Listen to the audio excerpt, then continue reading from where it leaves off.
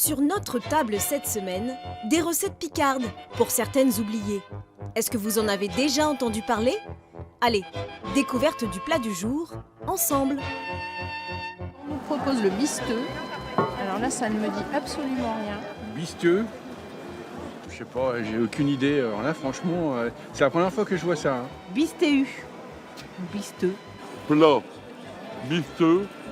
Faire des carton dans le poêtré notre porc, puis après il faut blanchir chez Carton, zégoutter donc Pour en savoir plus, nous avons demandé à Jean-Luc Vigneux, qui a traduit des recettes en picard il y a quelques années. Chez Oignon, pâté aux pommes de terre, mais pâté pas au sens d'un pâté de porc, mais plutôt d'une tourte, hein, c'est de la pâte.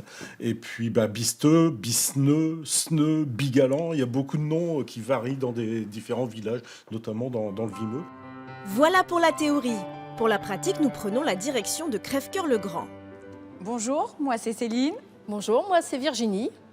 Et aujourd'hui, on va préparer un bisteux. Pour ce bisteux, la pâte brisée doit être faite la veille. À la maison, pour 6 personnes, 240 g de farine, 120 g de beurre, une cuillère à café de sel, une cuillère à soupe de sucre et un œuf mélangé à 40 ml d'eau. Pour la suite, il faut mettre des oignons émincés à cuire. Je remue les oignons pour les faire réduire et les faire donc blondir. Je vais mettre des lardons de porc dans la marmite. On va donc y ajouter du persil haché. Et voilà, c'est tout fait. Pendant que cette préparation refroidit, Céline abaisse la pâte. Là, je mets un petit coup de farine et je vais passer quand même une dernière fois pour bien l'étaler. Je prends notre fabrication artisanale. Donc vous voyez, et hop, ça glisse tout seul. Ni cacrome, ni molette.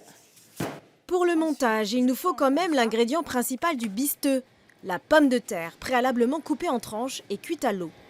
On va y glisser donc déjà les pommes de terre. Donc vous mettez le mélange de lardons, de persil et d'oignons. Et vous l'étalez bien dans votre tourte. Et ensuite, on y met donc 2 belles louches de crème fraîche épaisse que vous répartissez sans trop appuyer. Et là, on va procéder donc à la couverture de votre tourte avec une pâte au préalable, donc passée au laminoir ou alors au rouleau à pâtisserie. Et là, vous faites une espèce de jointure entre les deux pâtes pour qu'elles soient bien serrées. Et là, en appuyant sur le cerclage, vous allez voir que l'excédent de pâte va se défaire tout seul. Et ensuite, vous pouvez décorer votre bisteux selon vos envies. Donc là, nous, on a mis les petits sujets de Noël. Et le fait de mettre du jaune d'œuf sur votre pâte, ça va permettre aussi de coller les petits sujets. Pour la cuisson, au four, à 190 degrés, pendant 50 minutes.